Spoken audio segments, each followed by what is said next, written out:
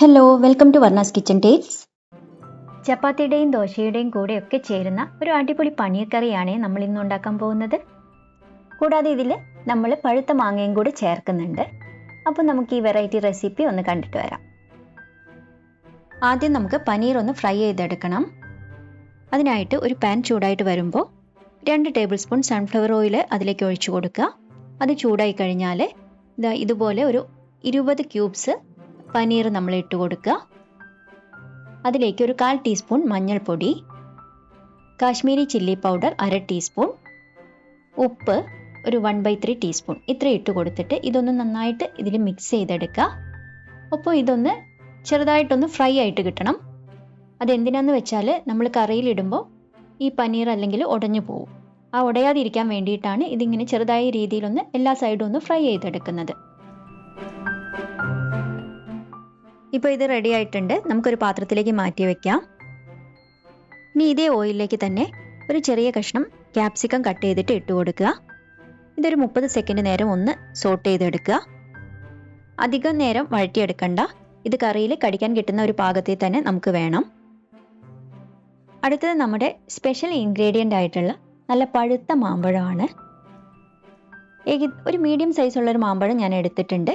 അത് നമുക്ക് മിക്സിയിലിട്ടിട്ട് ഒന്ന് നന്നായിട്ട് അടിച്ചെടുക്കുക. വെള്ളം ഒട്ടും ചേർക്കേണ്ട. ഈ രീതിയിൽ ഞാനിവിടെ മിക്സിയിലിട്ട് അടിച്ചെടുത്തിട്ടുണ്ട്. അത് ഏകദേശം ഒരു 1/2 കപ്പോളം ഉണ്ടാവും.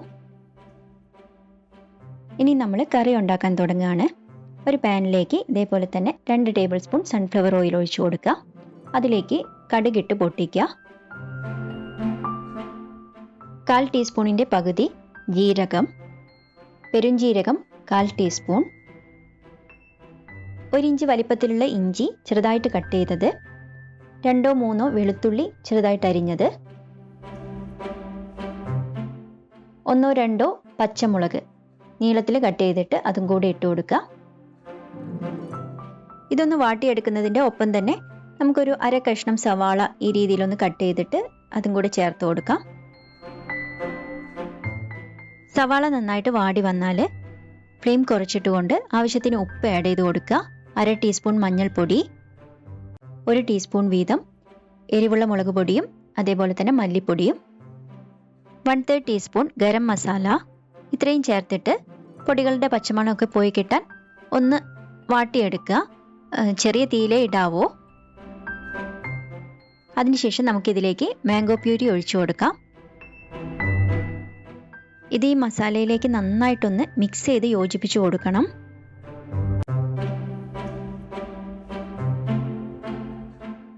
ഇനി നമുക്ക് മീഡിയം ഫ്ലെയിമിലിട്ടിട്ട് ഇതൊന്ന് കുക്ക് ചെയ്തെടുക്കണം. ഇത് കുക്കാവും തോറും നന്നായി കട്ടിയായിട്ട് വരും. അതുപോലെ തന്നെ പാനിൽ നിന്ന് വിട്ട് വരുന്ന ഒരു പരുവത്തിലാണ് നമുക്ക് കിട്ടേണ്ടത്. ഈ രീതിയിലൊന്ന് ആയി കിട്ടണം. ഇനി മാങ്ങയുടെ മധുരം ബാലൻസ് ചെയ്യാനായിട്ട് 1/2 ടീസ്പൂൺ വിനാഗിരി കൂടി ഒഴിച്ചു കൊടുക്കുക. അതും കൂടെ മിക്സ് ചെയ്ത ശേഷം ഇനി നമുക്ക് വേണ്ടത് ലൂസായിട്ടുള്ള തേങ്ങാപ്പാലാണ്. ഏകദേശം 1 കപ്പോളം തേങ്ങാപ്പാൽ എടുത്തിട്ടുണ്ട്. ഈ ലൂസായിട്ടുള്ള തേങ്ങാപ്പാലിലേക്ക് നമ്മൾ ഈ മാങ്ങയൊക്കെ നന്നായിട്ടൊന്ന് മിക്സ് ചെയ്ത് യോജിപ്പിക്കുക. ഇതിലേക്ക് നമ്മുടെ പനീർ പീസസും കൂടെ ഇട്ട് കൊടുക്കാം. ഒരു 2-3 മിനിറ്റ് നേരം ഇത് ഈ തേങ്ങാപ്പാലിൽ കിടന്നിട്ടൊന്ന് വേവട്ടെ. അതിനുള്ളിൽ തന്നെ നമ്മുടെ പനീർ പൂർണ്ണമായിട്ടും കുക്കായിട്ട് കിട്ടും. അതിനൊപ്പം തന്നെ നമ്മുടെ കറി കുറച്ചൊന്ന് തിക്കായിട്ട് വരികയും ചെയ്യും. അതിലേക്ക് നേരത്തെ സോട്ട് ചെയ്ത് വെച്ച ക്യാപ്സിക്കം ഇട്ട് കൊടുക്കാം. കറിയുടെ പുളി പോരാന്ന് തോന്നിയതുകൊണ്ട് ഞാൻ കുറച്ച് വിനാഗിരി ആഡ് ചെയ്ത് കൊടുക്കുന്നുണ്ട്. അതുപോലെ കുറച്ച് ഉപ്പും കൂടി ചേർത്ത് കൊടുക്കുന്നുണ്ട്. ഇനി നമുക്കൊരു 1/4 കപ്പ് കട്ടി തേങ്ങാപ്പാലും കൂടി ചേർത്തിട്ട് കറി ഒന്ന് ലൂസാക്കി എടുക്കാം. ഈ റെസിപ്പിയിൽ യൂസ് ചെയ്തിരിക്കുന്ന 1-ാം പാലും 2-ാം പാലും ഒക്കെ ആകെ 1 കപ്പ് തേങ്ങയിൽ നിന്നാണ് നമ്മൾ എടുത്തിരിക്കുന്നത്.